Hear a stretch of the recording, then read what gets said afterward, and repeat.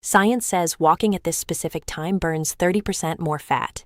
Here's why. And before you think this is just another walking video, stay with me, because what researchers have uncovered about the precise timing, pace, and structure of a morning walk is genuinely unlike anything the mainstream fitness world has been telling you. Most people believe that fat loss is almost entirely about how hard you work out.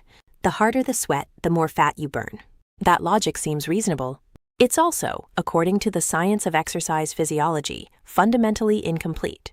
There is a specific window of time in your morning, a biological state your body naturally enters while you sleep, that makes even a moderate 10-minute walk exponentially more effective at burning stored fat than almost any gym session you could do at 2 in the afternoon.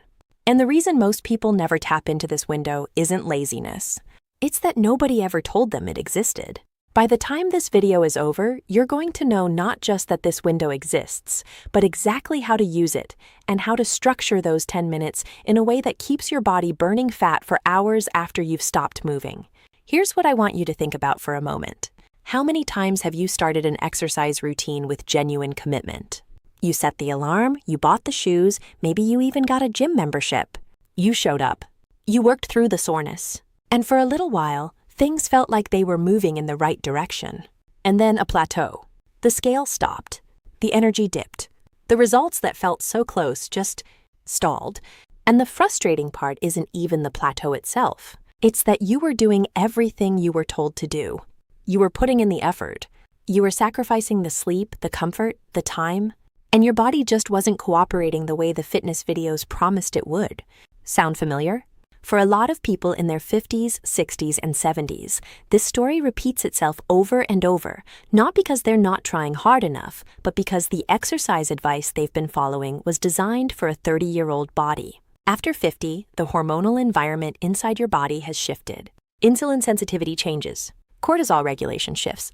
The ratio of fat oxidation to glucose oxidation during exercise behaves differently. What worked at 30 genuinely doesn't produce the same results at 60, not because your body is broken, but because it needs a different kind of signal. And the good news, the really exciting news, is that science has found a signal that works better than almost anything else for this exact age group. And it requires nothing but a pair of shoes and 10 minutes of your morning. Before we get into the protocol itself, I want to ground everything that follows in why this information deserves your trust.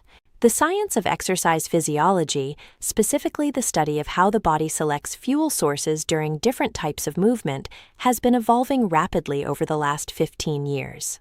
Research from institutions including the University of Bath, the Karolinska Institute, and sports science departments at multiple universities has produced a clear and consistent picture.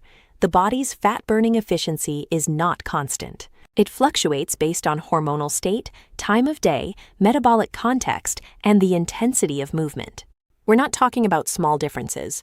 Studies measuring fat oxidation rates during exercise have found variations of 30% or more depending on when and how the exercise is performed. That 30% isn't a marketing number. It's a measurable physiological difference in how much stored body fat your cells actually break down and use for fuel. At DrFitHub, we track this research because understanding the mechanism is what separates advice that produces results from advice that just sounds good. So let's get into exactly what's happening in your body during that morning window and how to make it work for you. When you sleep, something remarkable happens inside your body. Over the course of 6 to 8 hours, your body gradually depletes the glycogen stored in your liver and muscles. Glycogen is essentially stored glucose, the body's preferred quick-access fuel source. When those glycogen reserves are low, your body shifts its fuel preference. It starts turning increasingly toward stored fat as its primary energy source. This is the fasted state, and it's the biological foundation for why fasted walking before you eat anything in the morning, produces dramatically higher rates of fat oxidation than walking after a meal. Research published in leading sports science journals has consistently shown that fat oxidation rates during moderate intensity exercise are significantly elevated in the fasted state compared to the fed state. And here's what makes this especially powerful for people over 50.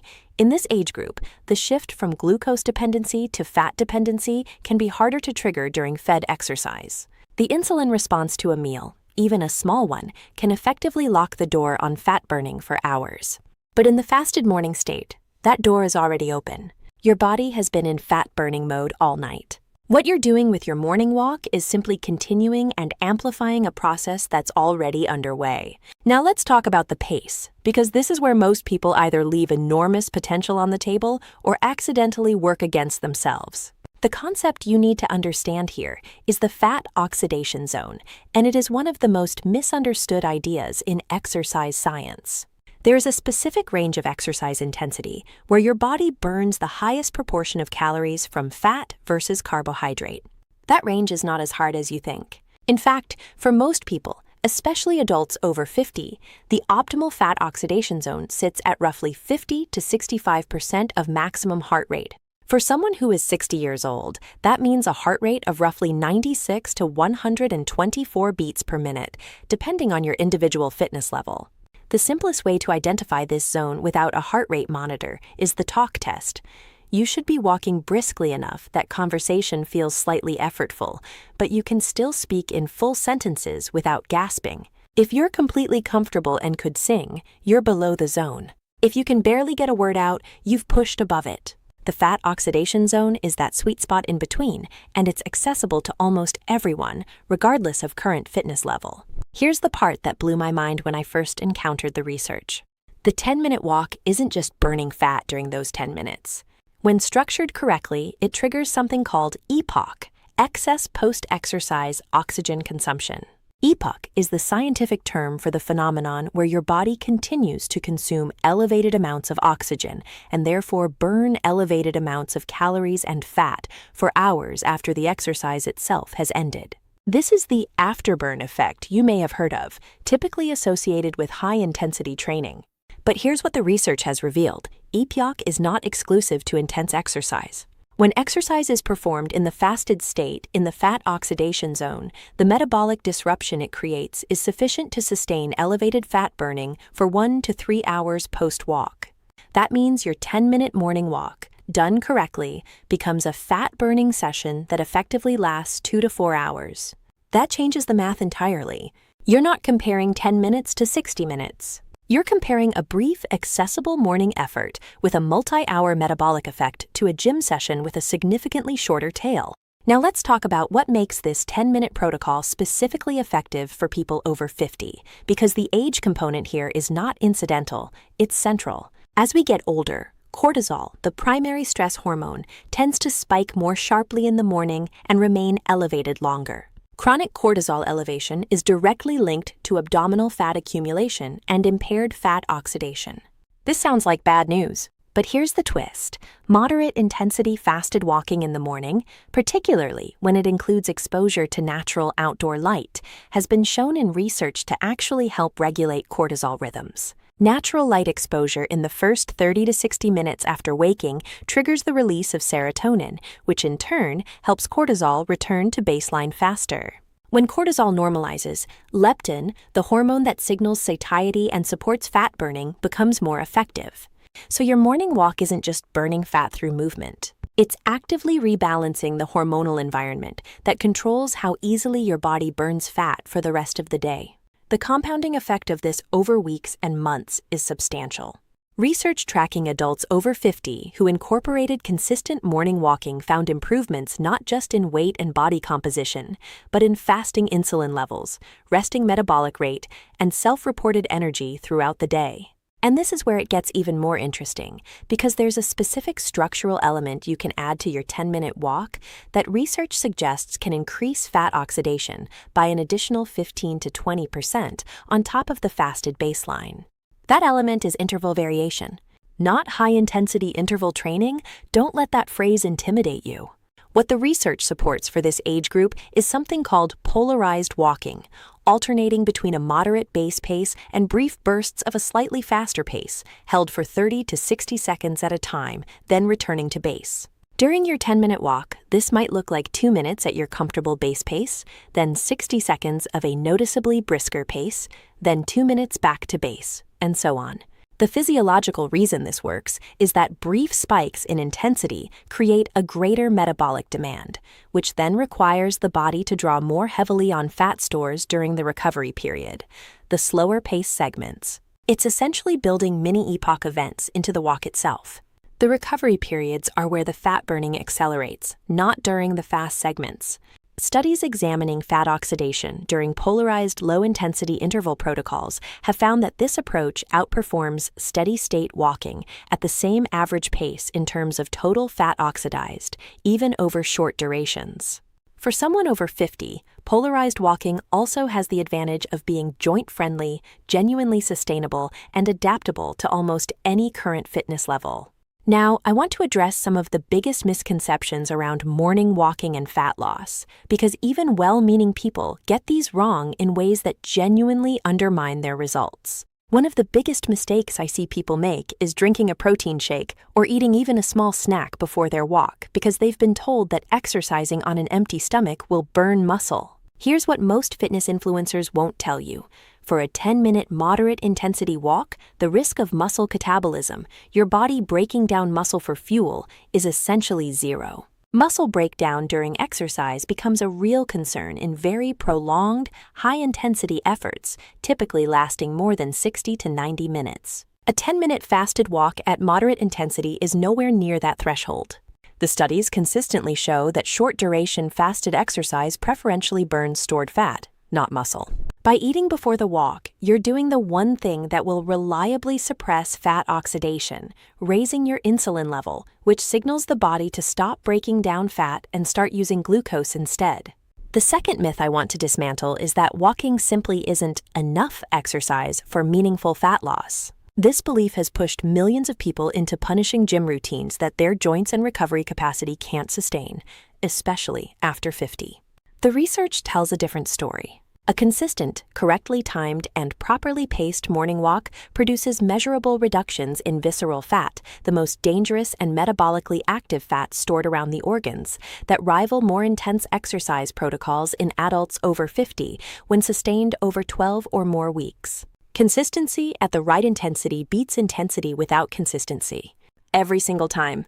So here's what your morning routine should look like, starting tomorrow. Wake up, drink a full glass of water. Hydration is essential for fat metabolism and cortisol regulation, and research shows that even mild dehydration impairs both, and step outside within 30 minutes of waking.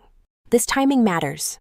The earlier in the morning you catch natural light exposure, the stronger the serotonin-cortisol regulating effect, and the better your fat oxidation environment for the rest of the day. Your walk should begin at your comfortable base pace for about 90 seconds. Think of this as your warm-up, letting your joints and cardiovascular system ease into the movement. From there, begin your first interval, 60 seconds of a notably brisker pace. You know you've hit the right intensity when you feel your breathing deepen and your heart rate rise. Then return to your base pace for 2 full minutes. Repeat this cycle 3 times over the 10 minutes, ending with a 60-second cooldown at a very relaxed pace.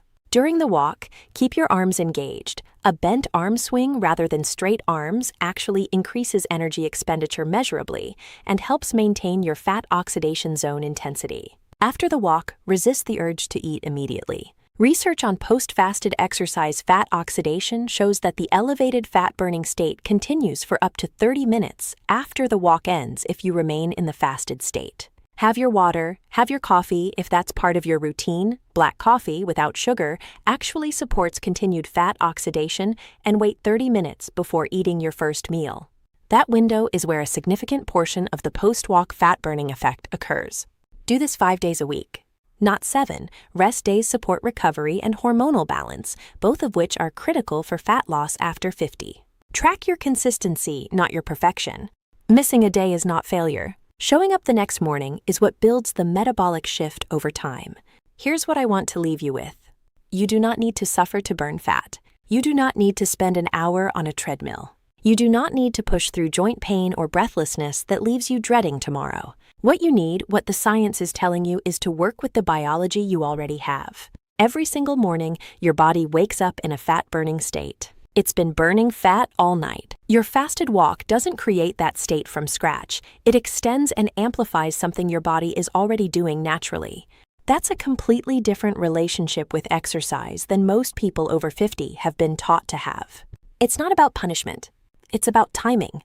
It's about strategy. And it's about understanding that 10 focused, science-aligned minutes can do more for your fat loss than an hour of uninformed effort. If this shifted something for you today, I'd be grateful if you'd hit the like button. It genuinely helps this kind of research reach the people who need it most. And if you're not subscribed to DrFitHub yet, this is your sign. We cover science-backed fat loss, metabolic health, and practical strategies for adults every single week.